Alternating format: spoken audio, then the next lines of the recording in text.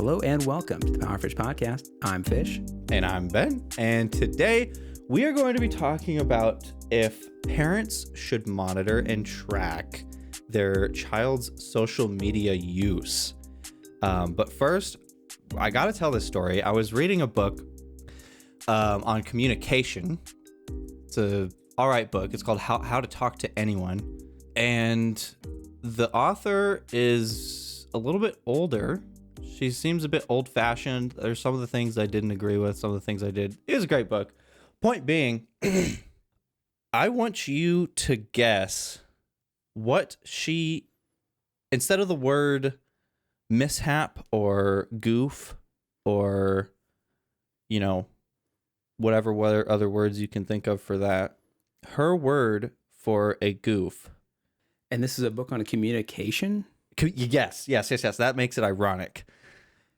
She had a very odd word for goof. And I want you to try and just take a couple of stabs at it. The first word that is associated with goof for me is gaff. I'm assuming that's not it. No, it's not gaff. Kerfluffle? I don't know. Hey, that's a good guess, but no. I'm not. Yeah. So what? Her word for if somebody makes a goof was boner. What? Boner. How do you spell? Spell boner.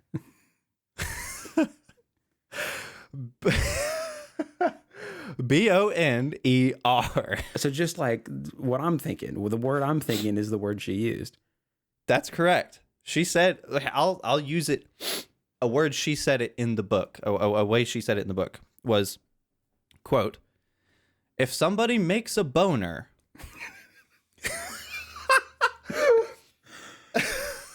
Go on. Yeah. If somebody, so I can't remember the context and what exactly she was talking about, but yes, I do. So basically it was her saying if someone if you're at a dinner party and someone spills their drink or just goofs, whatever, does something silly, she recommended that you should do absolutely nothing. You should pretend it didn't happen. Which I agree with, depending on what actually happens. I would agree with that, especially if it's not something you know right. well. Because it makes the person not feel like they're being an idiot. They obviously don't want to be pointed out, for it. They don't want to, they don't want attention brought to the fact that they made a boner. And that's exactly how she said it. She said, if somebody makes a boner, then do not react to it. Do nothing. Okay. I have a couple thoughts on that. My first thought is that I looked up make a boner and I'm not getting anything relating. I don't know why. I bet you aren't. I don't know why I thought this might show up it's like an old timey definition, but I just typed in make a boner and it said, I can only how assume to get an erection right now is what it says. I mean, I can only assume that it's some sort of old fashioned saying of the word because, like I said, the woman is older. A lot of the parts of the book are kind of outdated at this point. Like, it's not an outdated book. The book was written in the last, in the last 4 years or something. But yeah, you can tell that the writer of the book is touching on things that aren't really relevant anymore. So I can only assume that it's just old fashioned. But how do you look that up? How do you? All I know is how to get an erection. In quotes. No. In quotes. Okay, how to get an erection. Quote, a guide for now and later. That's all I know. So the other thought, first of all, I do want to look this up and see if that's a thing. But the point that she's making, I wholeheartedly agree with. Yeah. Have you been privy to witnessing, like, if you're in a restaurant and wait staff drops a tray of something. Oh, absolutely. And then numerous times. Have you seen this though? And then people will start clapping. Clapping. Have you never experienced that? It boils my blood. It makes me so mad. So what people do, this is like a thing. So if you're in a restaurant and wait staff drops a tray of something and there's crashing and then there's banging, and then like sometimes, and I've seen this in several different cities and several different restaurants, there will be some douche waffle just start clapping at the waitress as like, oh, good job, good show. And it just makes them feel like shit. I don't understand why that became a thing. And maybe that's just my experience, but like I said, I've seen it in a lot of different places. I have not, to my knowledge, experienced the clapping, but every single time there always is someone at some other booth that is visible that goes like, does the like, look at this guy kind of face. Fucking idiot. Yeah. And I'm like, that doesn't make me happy either. I'm like, so like, yeah, I guess you probably never made a mistake before in your life, have you? Yeah. Like, I have so I had a friend from the Kansas City area who we were talking about this very topic of like wait staff drops something and somebody applauds, and he said it made him mad too. So he was telling a story about he was in a restaurant, somebody dropped something, and some guy, like, it was like a table over from him, started clapping. And so my friend at the time, he said what he did, he stood up, stared at the guy, and started clapping in his face, staring at him. What? That's what he said. And I thought that was so fucking funny. Oh my God. Just dead stare, not like laughing or anything, just deadpan, frowning, staring at him and clapping. That is so inconsiderate. That is so disrespectful. It is. Like, I don't understand why. Jesus. So I totally understand that. And I'm sure the author wasn't meaning it in that context. It was more like just another person does something and you just kind of just let it go or whatever. But no, that's immediately what it made me think of, is that thing, that kind of, I don't know what you'd call that, but that thing that happens, apparently not at all times, but I've witnessed people clapping at people in their misfortune. Yeah, no, I hate that. I didn't know that was a thing. I did know that kind of, I guess sort of making fun of the person who did the boner was a thing, but clapping, no, I didn't know that was a thing. Well, I need to search for something other than make a boner.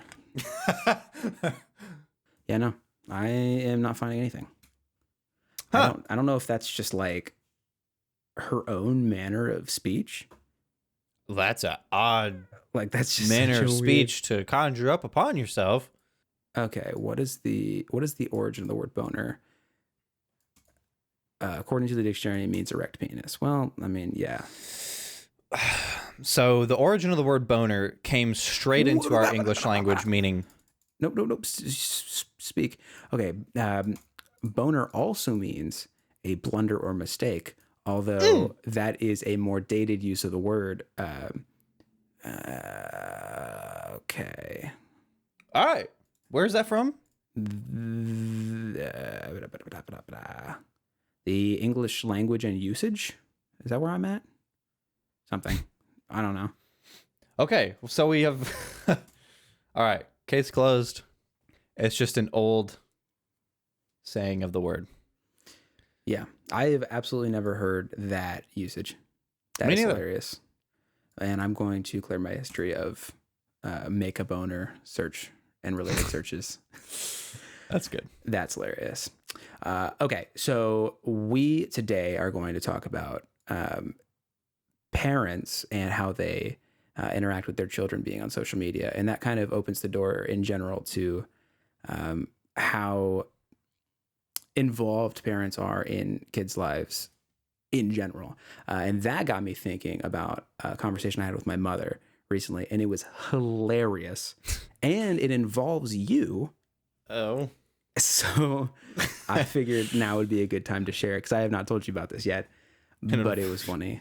It involving me and your mother can't be good. Yeah. Yeah. well, yeah. Anyway, You're making it weird. Come on, go on. You and my mother make weird. Okay. Anyway, so this was a couple weeks ago, and things have developed since then. But I don't know how much of your employment you want to talk about. I don't know. You haven't talked about it. I work for FedEx. Okay, so that's fine. So you and I have been talking about potentially, depending on management, me being brought on board, doing what you do, potentially. So I don't live with my mother, but I do go over to visit fairly regularly. This was a couple weeks ago. I go over there, and she's going, "Oh, what's new? What's going on?" Ask me about work and everything, and I'm like, "Well, work is work." But hey, there's this potentially opportunity coming up should things pan out. She goes, "Okay, what's that?" And I say, Ben might be able to get me on as a delivery driver for FedEx along with him. Mm-hmm. And now, before I continue, I love my mother. Great woman. Okay, let's get all the clarification. Generous woman, great woman. About to dog on your mom. But, growing up, she was maybe a little on the helicopter-y side, slightly. She's gotten better since all of her kids are moved out now. And it's like, well, you can't be worried 24/7. So she's just naturally gotten a bit better. Mm-hmm. But she does still worry about her children. So, and I get it. That's fine. There's no issue there. I love my mother. So I tell her about the job, and she says, I would never discourage you from doing that, but I'm a little worried about your safety. Your safety? Yeah. And I said, well, how so? And she says, well, with the weather, like you could be called out in bad weather and, you got to go into the snow. And I'm like, well, yeah, but I mean, in this area, yeah, we get snow and yeah, it can get pretty bad, but for one, it's only a handful of months out of the year. And two, it's not like you're going to be caught in a blizzard, no. It just might suck for a couple months, Right. And she was like, well, I don't know. I wouldn't discourage you, but I'm a little worried. I was like, well, okay, well, fair. I'm not disregarding that worry, but I don't think it's really that much. Realistically, a much, much, much more dangerous element of the job than weather is other drivers.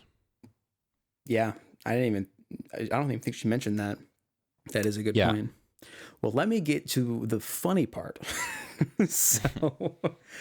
So she's like, oh, I'm not super keen on that, but do whatever you want to do. That's totally fine. I just a little concerning to me. And I was like, oh, okay, well, I'll keep that in mind, but also promptly disregard it because I don't think there's a real safety concern here.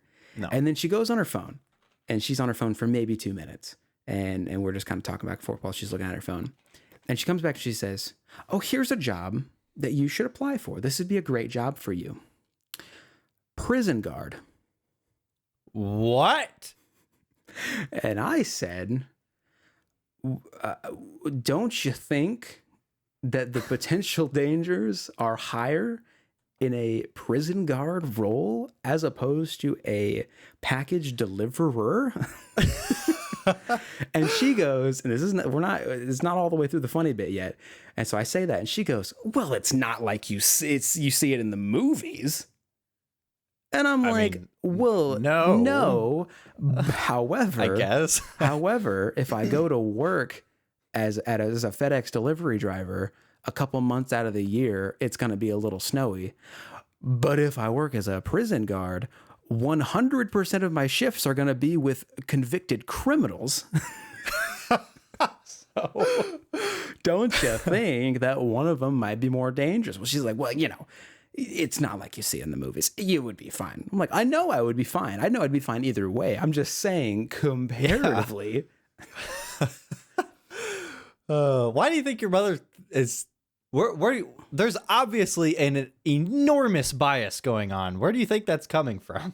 I have no idea. I think any person from the outside looking in would look at it how we're looking at it. Where do you think your mother's point of view is coming from there? I really don't know. And that's the one thing about my mother is generally speaking, she's incredibly rational. So like I can generally trust her opinions on things. But when she said that, I was like, I said, I was like, it's not a bad job. I'm not saying being a prison guard is a bad job, or I'm not even saying that I feel like I'm going to get hurt, but why is one more universally accepted than the other? I don't know. Maybe if she was just thinking like, well, the benefits you get outweighs the cost you might pay in safety because of being a state job with state benefits potentially. And obviously this contractor job does not have benefits. So, maybe you get those perks and that outweighs it. But from a, do you really think she was thinking into it to that point? I don't know. She did mention the benefits package, it's a state job and state benefits, and I was like, yeah, but murderers potentially also, and she did bring up the point. She was like, well, in our area, you'd be working at the local prison to us, and we are not in the most crime riddled area. So you're really not going to encounter the worst of society. I'm like, yeah, I mean, that's true. But, they are still in prison for potentially violent crimes. And then the other one is a little bit of snow on the ground. Yeah. But I don't know where that like thought process came from. I did think it was funny. That's quite a bizarre one. That is funny. But that is a great segue into worrying parents when it comes to the topic of raising children and how those children interact with social media and how much involvement the parents are going to have. So when we kind of talk about this topic, I think it's important to set parameters, because social media is a bit of a blanket term. It encompasses a lot of different platforms and a lot of different use cases. And then also children is also a pretty blanket term for a lot of different ages. Right. So what are we talking about when it comes to children? Let's start there. I'm thinking probably the greatest speed of mental development age, like 12, 13 and under. Yeah. Maybe 15 and under or so. Because that's a good point too. Because like I definitely knew a bunch of kids growing up that were, I say kids, they, when I knew them, they were 16, 17, sometimes even 18 and not allowed to have social media at all. Yeah. You know what? Bit of a spoiler alert. I don't think kids should be able to use social media until they are at least 16. Gotcha. That's just where I stand. And we'll get into why I think that way. But I don't know I think, if I 100% agree, and which will make it for an interesting conversation. Yeah. Why not? Well, first let's get the parameters out of the way. So, okay. So we're talking younger children then. Right. Yes. We're talking about, you said we'll go not teenagers. So 12 and under and 12 and under that, unless you want it to be more than that. Well, I think we should just go 16 and under, like age of like, well, I guess 16. Well, I guess that'd be age of consent, but it's not really adult age. Then let's just say just 16 and under, and then if I have a specific thought about a certain age group, I'll kind of chime in on that too. Okay. So when it comes to social media, I mean, are we just talking general general connected internet usage? When I think social media, I think specifically Instagram, Facebook, Snapchat,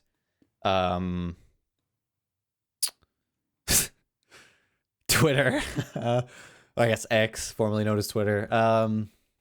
Those predominantly. I know there's others, but so general, like if there is a chat room or a forum or a thread, that is what you're thinking. Yeah, I assume that extends to like, does that extend to YouTube comment sections and TikTok comment sections, that kind of stuff? TikTok, that's another huge one.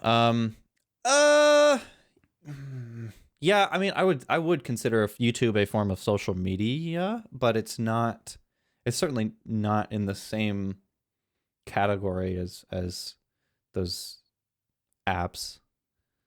I mean, they have YouTube Kids. True. That is a thing. Like, I mean, by the time that was kind of out, I was already well into watching YouTube in my day-to-day life. But I have seen YouTube Kids, and it's, to my understanding, there are no comments. It's all like age verified stuff. Like if you have to be a kids creator in order to upload alongside that platform, because you upload to the main YouTube site also, but you have to be like a certain kind of creator to be on YouTube Kids. All right. I think there's a lot of good stuff on there. There's a lot of weird stuff on there too. I haven't seen any of this in the last like year or two, but I do remember that I've seen very, very negative things on what's supposed to be kids content. Like, I don't know where, I can't remember specifics, but maybe like some of these toy channels were being recorded by like predators. I heard about that. I don't know anything about it, but I've heard of the thing you're referring to. Yeah, I remember reading something about that like a couple of years back, but like I said, I haven't heard anything about it recently. Gotcha. So, okay, so you have spoiled the entire episode in saying that you don't think kids should have social media essentially at all. No, I don't think until they are 16 years old. I don't think they should. Gotcha. I'm not saying they shouldn't have access to the internet. Yeah. I definitely, most certainly think they should have access to the internet, but I don't think social media is good at all. Okay. I think there's a lot of good things that can come from it if one is so disciplined, but I think in general it's mostly negative. That's fair.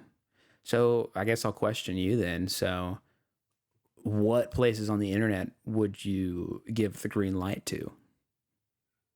Oh, I mean, most of it, honestly. I guess what kind of sites, that kind of thing.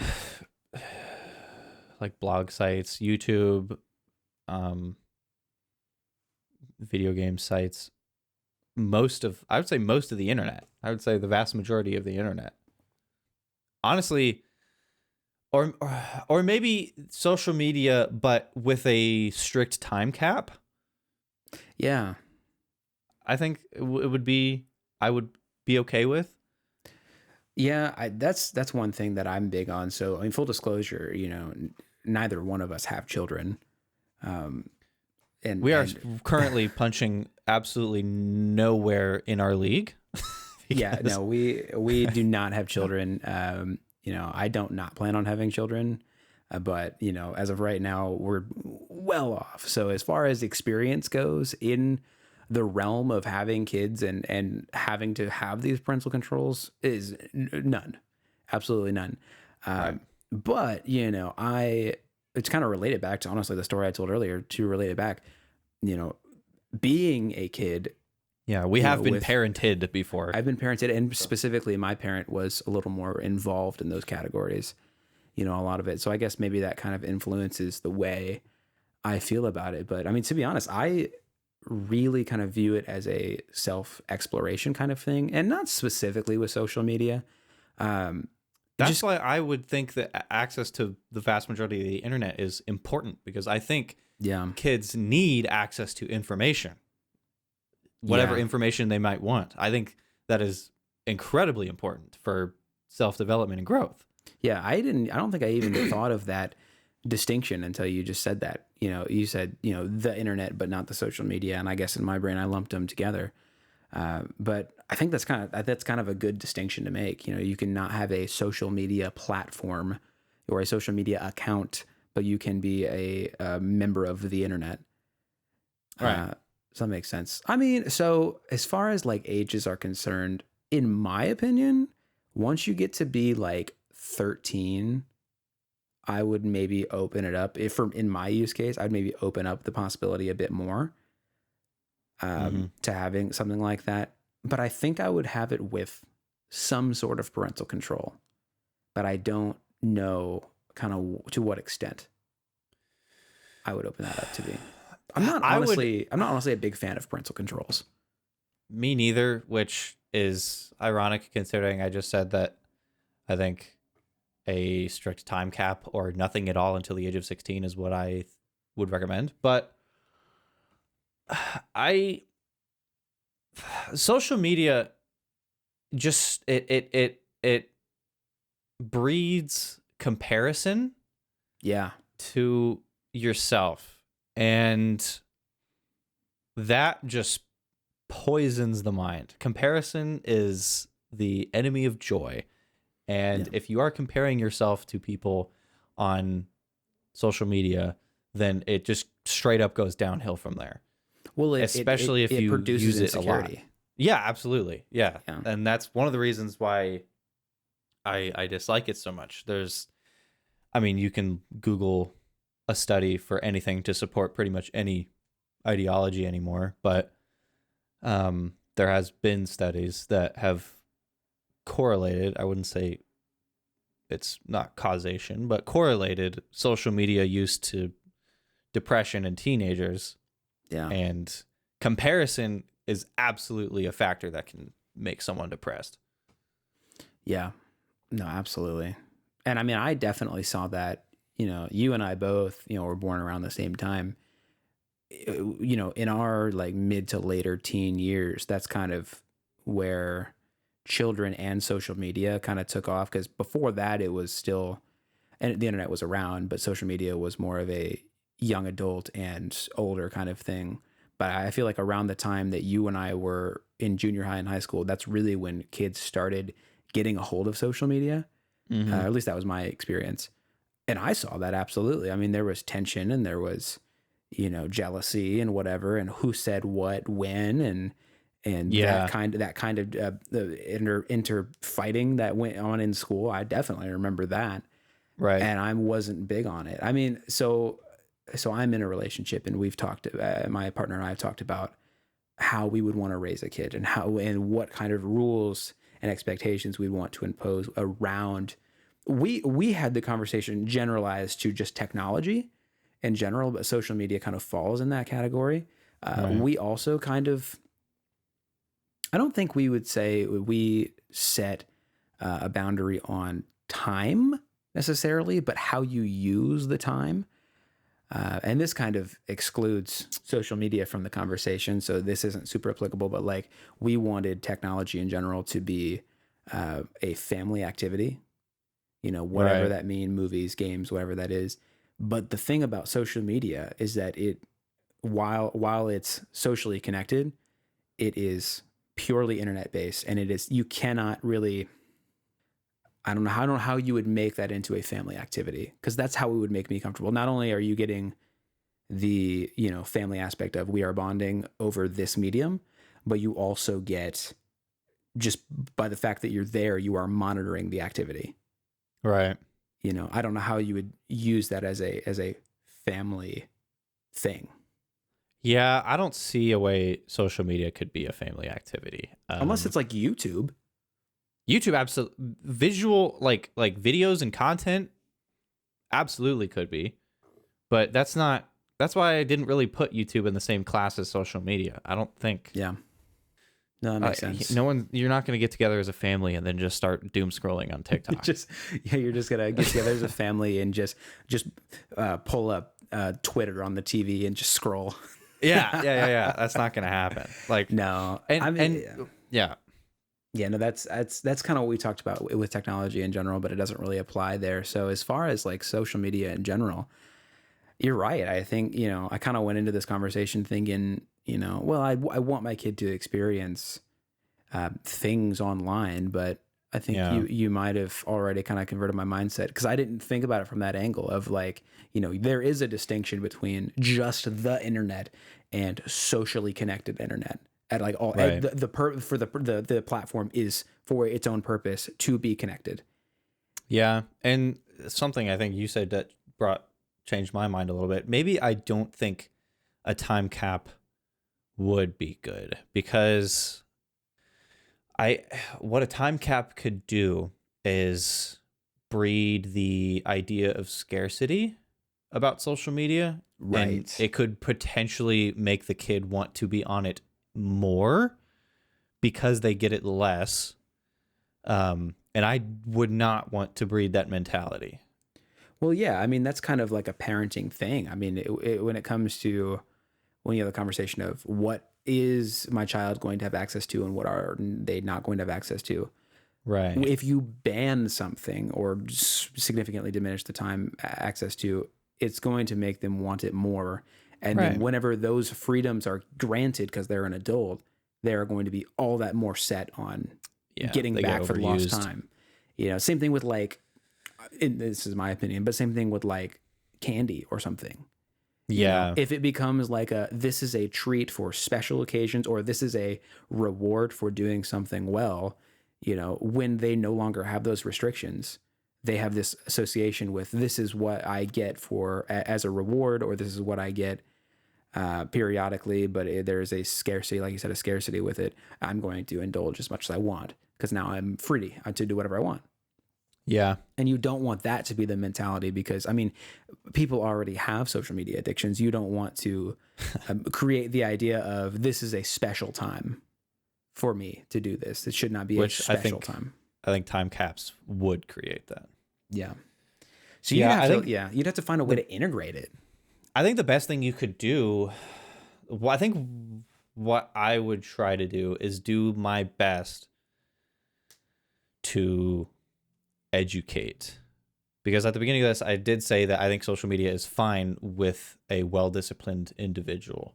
If you educate and inform that a lot of the things they're going to see are not going to help them, I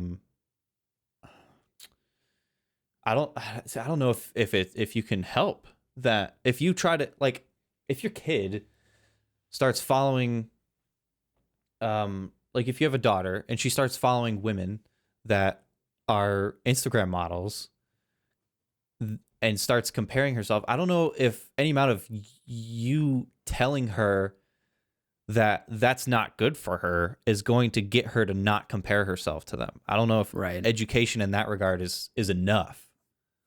No, I mean, that's true. I think education is important, but there's a cap on if you look at enough pictures of, in that situation, of pictures of beautiful women and you go, this is what women ought to look like because this is what is popular or whatever. Right. I mean, but then that also becomes if they're a well-disciplined individual, which in the age demographic that we're talking about, they probably won't be.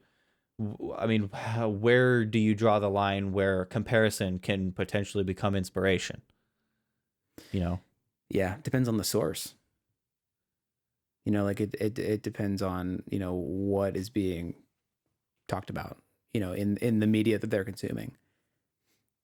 That's true. Like if you're looking at like a model, you are deriving a sense of what you ought to be, you know, but I mean, you can have your kid consume sources that inspire creativity or inspire, you know, thoughtful discussion. At what point of you monitoring what your kid is doing on social media, where does that cross over into an invasion of privacy? I mean, it depends. In my opinion, you know, that's where it kind of gets tricky is, first of all, you have to establish what is your kid on. I mean, if they are on social platforms where they have conversations with a bunch of people, but it's like a private message kind of place. I don't know if it's maybe like a Snapchat kind of situation. I mean, Snapchat's usually friend to friend. You usually know the person, or at least that's how I use Snapchat. But, you know, if it's something like that and you go through that, like you monitor what they're doing and you go through those messages, at that point, you're just reading their texts, which I'm not a big fan of. No, I think that's going too far, but I've heard the argument before. You don't want your kid to associate with another person that could be a bad influence, because kids, right. I believe their personalities and thoughts and ideologies are all, I believe it's sort of built upon their peers and who they're around in their environment. Yeah, so I think having good role models is extremely important, and they probably wouldn't be of age to identify someone as a anti-role model, as like someone to not act like. So like, how would you manage that? If you're not going to read your child's communications with others, how would you keep them from, if they're on social media, they're bound to come across people that are maybe not the best for them to be communicating with. How would you try and avoid that? Yeah. I don't know. I don't the know answer either. to that. I don't know the answer to that. That's I don't a know how really you tough would not question. invade their privacy, but also try and protect, who they're talking to. Yeah, and I mean, I think it comes down to a little bit, what you've done as far as the education to prepare them for this. Because I'm big on that. I'm big on, you should prepare your children for life. And I think discerning what is and is not a good person to associate with is part of education on the kind of people you're going to come across. That would be if I were to let my child at a younger age participate in social media, that would be the first conversation. Would be, how do you spot? I mean, especially with young children, how do you spot a predator? How do you spot someone that is trying to take advantage of you in some way, whether that be in a predator aspect or in a financial aspect? They're trying to get you to whatever, get your dad's credit cards, whatever it is. So it would depend on how much you trust your own parenting skills. Did you do a good enough job with that education? Can you really put the weight on yourself like that? Is there a good enough job outside of them being a perfect, independent, well thought out, disciplined 8-year-old? Like, obviously that's not going to happen from sheer education of you alone. Yeah. I mean, I think there is maybe a little bit of an aspect of, you can trust what you've done to aid them and arm them with knowledge. But I mean, at some point, I think you're right. I mean, kids are naturally defiant also, so at some point doesn't matter how much education you give them, they're going to do what they want to do. And if they want to talk to weird people online, they're going to do that too. And I mean, one of the biggest, assisters of growth is mistakes. If a kid goes online and makes a mistake, they're going to learn from it most likely. But, that's another thing. Like, if a kid goes online and starts comparing themselves to others and then becomes depressed, that's not exactly a easily recoverable mistake that they can learn from, Right. Yeah. Yeah. No, I went into this conversation thinking I knew how I felt. And then I think this conversation has shown me that I definitely don't want to be that kind of parent that restricts everything my kid does. You cannot do this. I don't think that's good for the child whatsoever. I mean, especially going into the age that we go, not that I think people should compare themselves to other parents, but to some extent, we are going even further. We are even further going into an age of social media and technology usage and connective everything. So I at the same time don't want to compare myself, but at the same time don't want to be that parent that is, I don't know how you'd put it, but like, that's that person's kid. Their kid doesn't do anything online. They don't even know what the internet is or whatever. Like, you don't want to go that far either. You don't want to be the person that is just ill prepared your child. You don't want to be naive. Yeah. Because I mean, it doesn't do a child any good to, not have the preparation and skills needed. And I mean, and you and I have had a conversation. This kind of is a little bit closely related to a conversation you and I have had revolving around money and credit.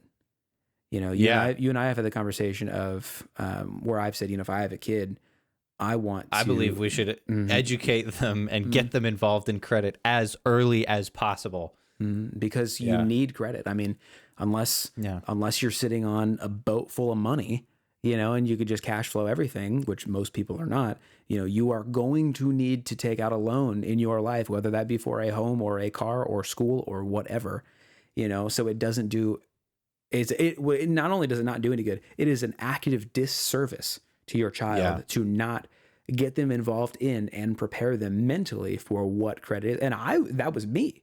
And you know this. You got involved late in the game. It was late because I went to my parents and I said, I want a credit card. I am this age I feel as though I am legally allowed to have a credit card. I want a credit card. And they said, no, for whatever reason, we just don't want you to have them. I never showed any like distrustful things. I was never, bad with money, but they were just like, nah, we're not going to do that. You're going to wait. And I waited, because that was the expectation. And I waited until I was 20. Like 20 or 21? I think I was 21 when I got my first credit card. And I know people get them later than that too, but God, if I had started when I was like 18, how much better would my credit be now?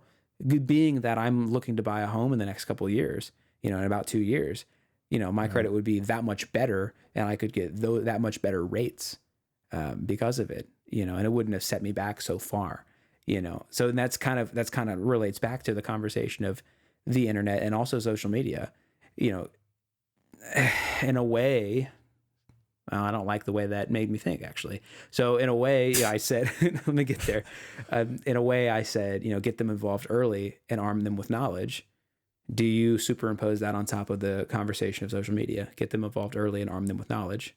I think absolutely. Arm them with knowledge, undoubtedly. I think no matter the conclusion, arming them with knowledge, educating them, absolutely. Whether it solves the problem entirely or not, it is not going to hurt, and it can only be beneficial by educating them. But get them involved early. That. Well, because there's a difference between the things that we're talking about. One of them, again, in our opinion, one of them being credit is a necessary thing in life, and social media is not necessary. Yeah, I wouldn't say get them involved early. I'd say... I said at the beginning of this, don't allow social media until they're 16. But now that I have considered that could create a stronger desire for it. Yeah. I think let them get into it at their own pace once their peers, once they start realizing it's a pretty ubiquitous thing around their peers and whatnot, and they want to get involved, they want to be, in the loop with their friends. But at that point, that's you bombard with, experience and education. Tell them, everything that they might need to know that would help them stay away from this. Don't think too much about this, whatever. Yeah. One thing you could do, instead of having time restrictions, you could have type of social media restrictions.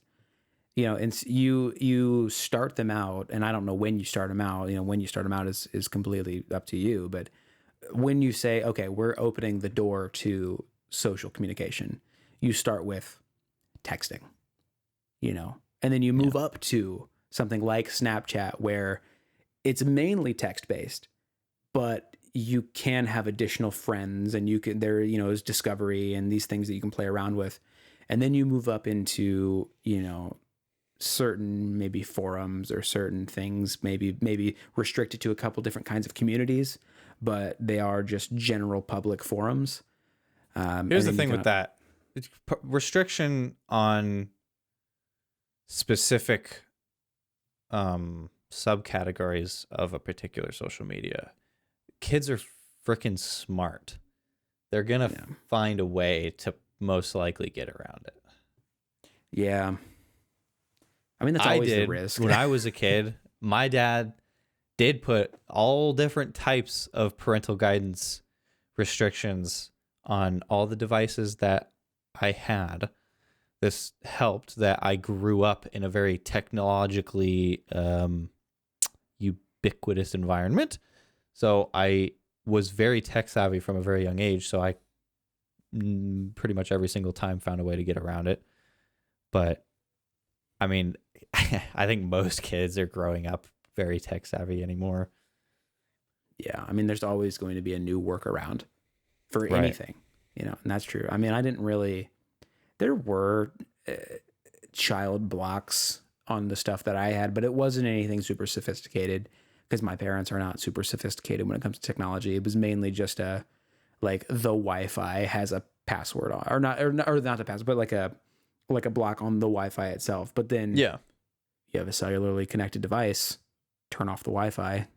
Yeah. Boom. Then you got around it. Yep.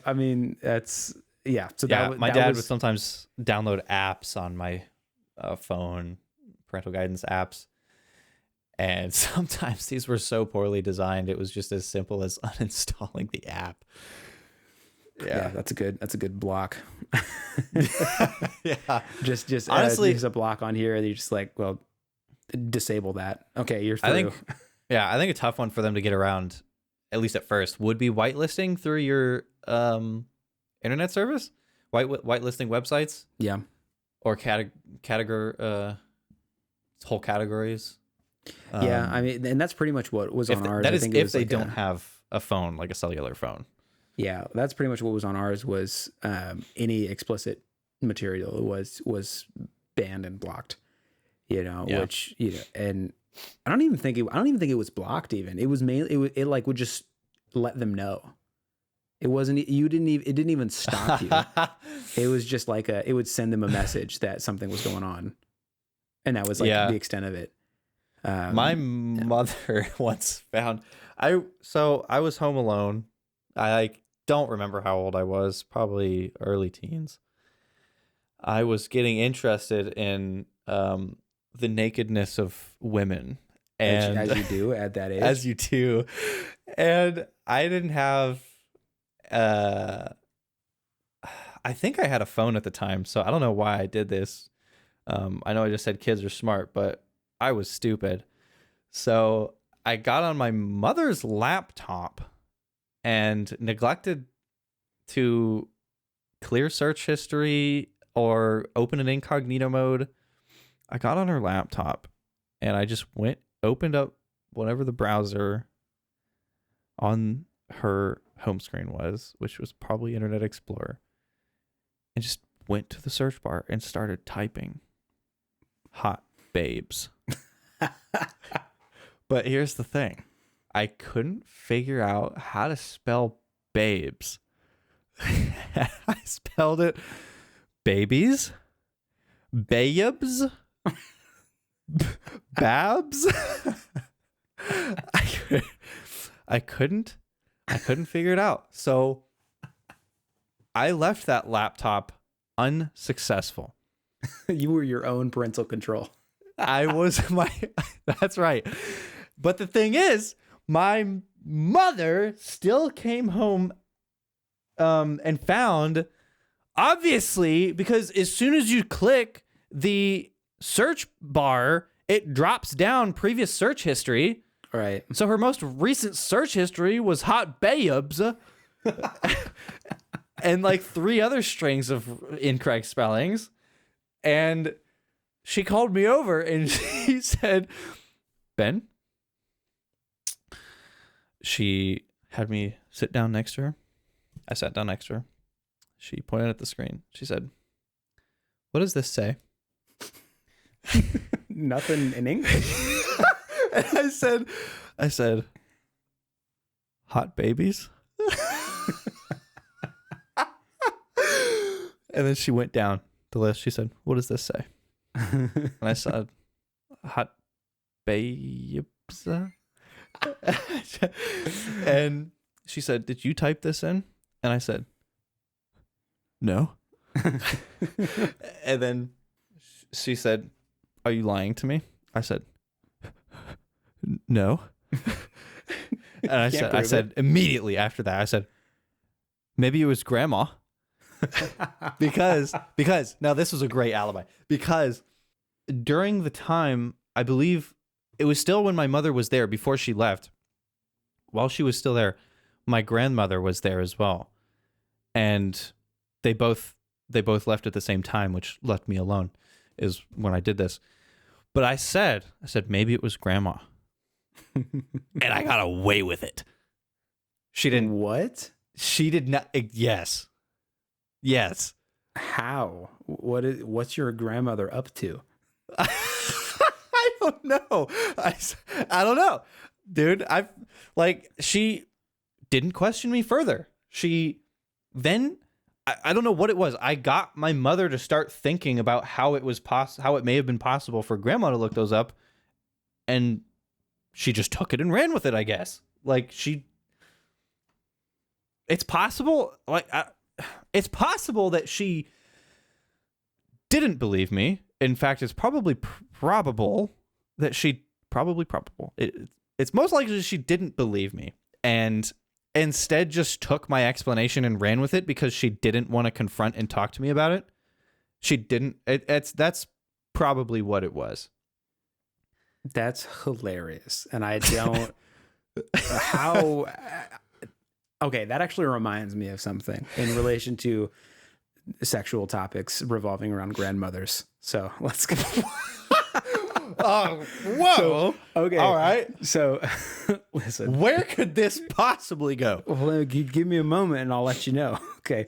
So we were on a vacation in Cozumel, Mexico. And it was myself, it was my sister, my mom, my stepdad, and my grandmother. My mom, my stepdad, and my sister wasn't in the room, so she must have had all gone to, I don't know, food or whatever down there. And it was me and my grandmother in the hotel room. And I'm just sitting there doing nothing, you know. And all of a sudden, I hear sex sounds. I hear sex sounds. Damn. And my grandmother's sleeping. That's a good point. My grandmother's sleeping at the time. That eliminates some possibilities. So that's good. I hear sex noises, and in my brain, there was no other possibility because I knew I wasn't watching porn. There was no other possibility other than I knew I wasn't doing it. I knew it wasn't on my. No. My brain went to, and it couldn't leave the thought. In my brain, there was no other possibility. It had to be my grandmother had left porn on her phone, and it had started playing. So I was in the hotel room, like concerned. I was like, why is my grandmother's phone playing porn sounds? How old are you? At this time, I don't know, early teens, maybe. I don't know. I was relatively older, but it was one of those situations where it's like there are other explanations, but you get that first one in your head. And that's the truth. So I kept thinking that, and I was like, should I go over there and like get her phone to silence it? And like, what's going on? And because it sounded like it was coming from the nightstand where she was. Mm-hmm. What was actually going on, and is a much more plausible explanation, is there were some people having sex in the room next to us. But it sounded a lot like there was some videos of explicit material emitting from the only device in the room that could do it, which was my grandmother's cell phone. And I wholeheartedly believed that was what was going on. That's damn near close to a traumatizing experience. It was weird. It was like, what? First of all, why is it on there in the first place? Second of all, why did it just now start playing while she's sleeping? You know, I don't know. I don't know what was going on in my head there, but as soon as I figured it out, I was like, freaking idiot. It's clearly that's not what's going on. Idiot. Once you gain the ability to have logic and reason. Exactly. Because you're there for a moment, you're just like, a funny tidbit about that interaction. I said, I knew it wasn't my phone. My first actual thought was, oh my God, something started playing on my phone. That was my actual first. Dude, how you... Okay, that's not a feeling that develops until you've done that a fair bit, like a quite. How into it were you at that age? I mean, not really. I mean, but it was a situation where, like, by that point, I'm sure I had done it, but it was a situation of I didn't understand technology enough to really know what was going on. I just knew sex sounds equals phone emitting sex sounds, and I knew my phone did that.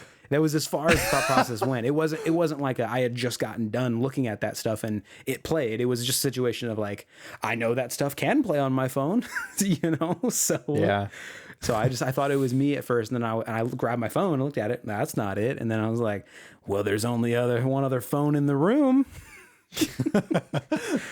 You know, and that's honestly probably why my brain went there, is because my first thought was it was my own phone, and then it was, and you just took that, and then it was, it's not my phone, so it can only be another phone. There was no, right. You just built upon the phone ideology. There was no beginning to think of the phones could be unrelated. That's hilarious. No, yeah, kids are dumb. But are also smart, but are also dumb. And that's the other thing when it comes to, I don't know why we're going down the sex rabbit hole, but this also reminded me of something else. And it was the first time that I saw explicit material. Have I ever told you the story of the first time I saw explicit material? No. I'm pretty sure you have not. It's actually kind of a funny story, and it's traumatizing in a way. But it's also kind of a funny story. I'm sure most people remember their first time of viewing explicit material. So isn't that just in itself a form of trauma? Well, everybody remembers it. I've asked people that before. Like, oh, I vividly remember the first time, because it was like marked by a day that's significant. You know, do you remember yours? And then they would go, I don't know. It's all just, those years are just a blur to me anyway. So I've never actually known anybody to like be like, you know, yeah, this was the date and the moment I remember. I remember the minute, the exact minute that not that I watched porn, but the exact minute from our previous podcast that monsters scream. The very minute. I don't remember the day, but I remember the minute. Yeah, that was. So the day, it was my 10th birthday. Oh, well, that's easy to remember. Exactly. It was my 10th birthday, and it wasn't that I was not interested in girls at the time, but it was just like, you know, oh, girls can be cute, whatever, you know, and that was as far as the thought went. So it was my 10th birthday, and I was going to stay over at a friend's house. This kid was weird. I don't even know why I was friends with him, and I wasn't friends with him much after that. But I was staying over at his house on my birthday. We were having a sleepover, and it's late at night. Late for the time. We were 10, so it was probably like, I don't know, 9 o'clock, 10 o'clock, whatever it was. And I'm trying to go to sleep. I'm sleeping on, I think I was sleeping on the floor at the time, like a sleeping bag, and he was in his bed, in the bed. And he kind of rolls over and he goes, hey, I want to show you something. And I'm like, nah, I'm doing sleep right now. It's sleep time. Sleep time is what's happening. He was like, I'm 10 and it's sleep time. Hey, I'm 10 and it's sleep time. 9 o'clock is sleep time for me. And he goes, no, I got to show you something. So he whips out his Nintendo DSi. Oh, because I'm pretty sure that was the one that connects to the internet, right? DS, yeah, the DS internet. Yeah, okay, yeah. So that's what it was. It was exactly what it was. It was a DSi. He whips out his Nintendo DSi and he goes, it's a vagina. I got. This dude was weird. It was weird. And he goes, I want to show you. It's a vagina. You gotta come see it. And I was like, I really, for two reasons. One, I genuinely did want to sleep. And then two, there was something in the back of my head. It was like, I'm going to get in trouble if I see this. I don't want that. I don't want that heat, you know? So I was like, nah, I'm good, man. I'm good. And he was like, no, you gotta come see the vagina. You gotta come see it. Dude, this, we were just talking about keeping your kids away from bad influences. This guy. Yeah, this is one of them. This is the guy. This is the guy that we're telling to stay away from. Yeah, the whole time we were talking about staying away from bad influences. This is the face that was in my head. Yeah. Okay. So he was like, you gotta come see it. And I was like, I'm really not into that. Like, I'm not about that, you know? Good Christian boy. A good Christian boy. I'm not about that. My dad works for the church, which is actually true. You know, I was like, somehow something's gonna get found out. I'm good. I'm not even interested. So I shouldn't anyway.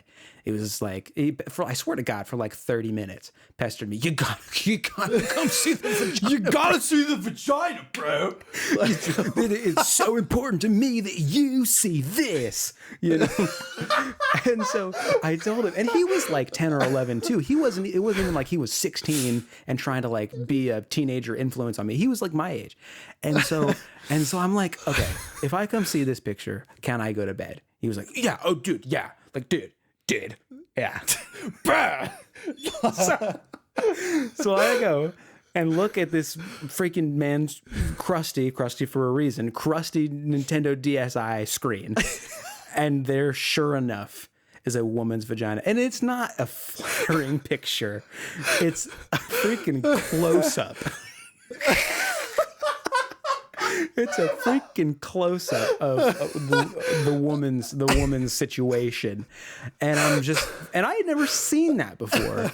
And I saw it and I'm like, what do you even think? You've never, if it's a close-up and you don't even know, you barely know where it's even positioned. Exactly. Like, you can't visualize that in a 3D space of the human body. You can't. Exactly. So I'm looking at this picture. I don't have any interest in that sort of thing. It's not my thing. I don't know anything about the area. So I'm looking at this freaking close-up, because that's what you show a person for the first time. Looking at this close-up and I'm just like, you know what? I don't understand what's so appealing about this. I later found out, but in the moment I was like, you know what?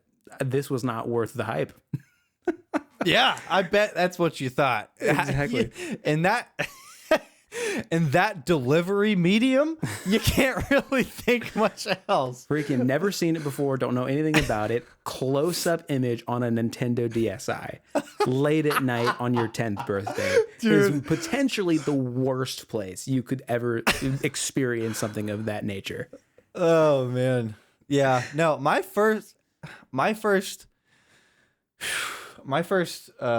exposure to the naked woman was self-actualized. Had nothing to do with a friend. I think it was like early teens, maybe like late 11 or 12. But it was very shortly after the grandmother incident. So I did eventually get my hands on my own laptop, which You figured out how to spell babes? I did figure out how to spell babes because there's a website called babes.com. Let's go. It was the first site I ever went on, first porn site. Not the first site I ever went on. Just got internet access. Literally, babes.com. You open your first laptop, brand new, you peel the sticker off and you go, babes. No, that was not what I did. No, but I had my own laptop. My dad had parental controls installed on it. I found a way around it. I believe if I went, what it was is I installed another browser, like a weird browser you'd never heard of that wasn't supported by the parental site or by the parental guidance application. Yeah. And that allowed me to bypass it. So I figured out how to spell babes. Babes.com. Pulled out a dictionary. Yep. Got it. Yeah. And there it was. I was highly confused. The top banner was a picture of a woman giving head to a man, but the woman was on her knees. The man was standing straight up, but the banner only showed like the proportions of the woman. So after the woman's head, it just cut off. So the top of the man was not visible. And I could not for the life of me identify what the heck she was. What did she have in her mouth? So what is she doing? What is she sucking on? What is that? And because I didn't know what a blowjob was. So, and yeah, she was, administering services to a male. And that was my first exposure. And over time of viewing many more images, I eventually figured it out. You did your research long enough. Once I did enough extensive research, I figured it out. And that all files under things that children maybe shouldn't do. It all relates back to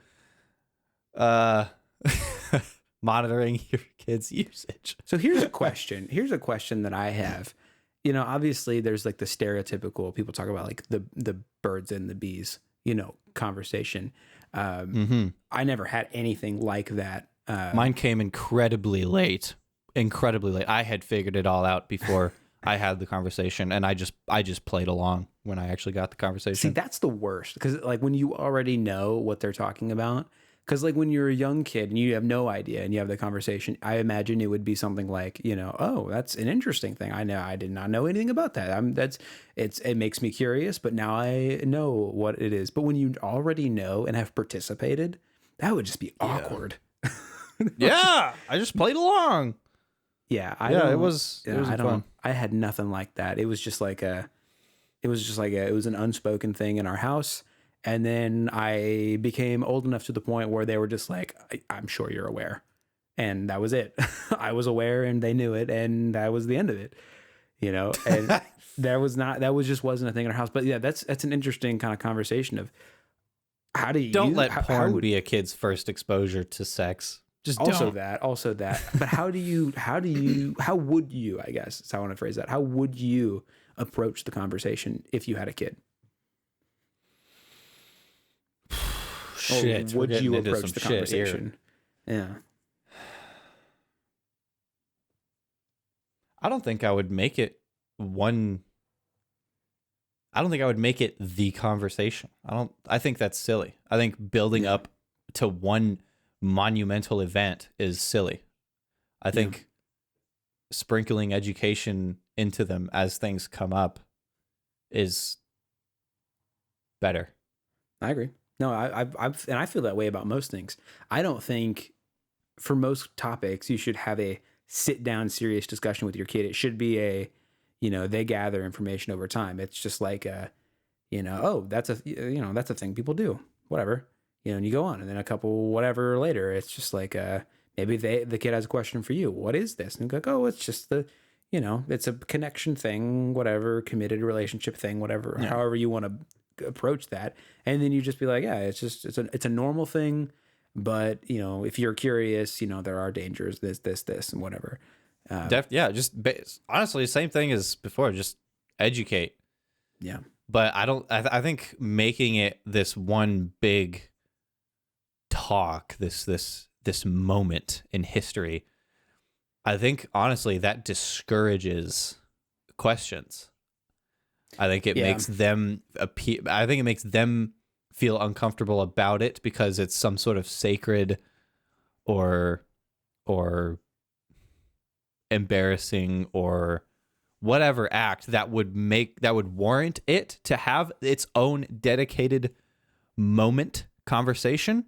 Yeah. And it doesn't warrant that. It really doesn't. It's just a normal life thing that is the same as anything else. And I don't think it should be portrayed as this, super special, sacred thing and build this sort of ball around it that your kid probably isn't going to want to ask questions about. Yeah.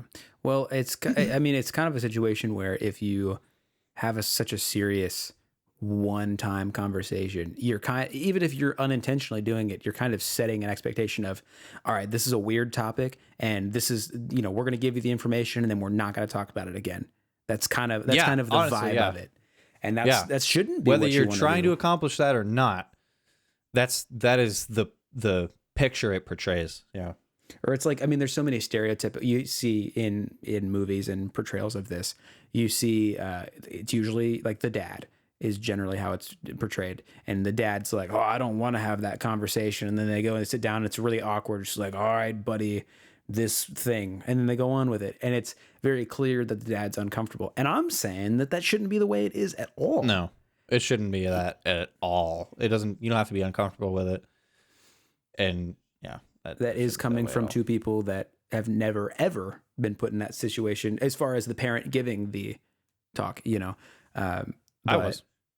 Well, you were not a parent. I just knew it already. You were not the parent giving the talk. Sorry. I thought, yeah. Listen to the words I speak maybe next time. No, I was administered to it. Yeah, you were. Is that the right word? You were administered. It was administered to you. It was administered to me. Yeah. Words anyway, but yeah, if it's a kind of casual series of tidbits of information that's passed along. I think that's better. And I think that's true for anything, including social media. It's kind of it's kind of like a, hey, social media exists from a young age. I think even if you're not letting your kid on social media, if they're curious about it, you go, there's some dangers with it, and we're not really comfortable with you being on there just yet, but it exists, and this is kind of what it is.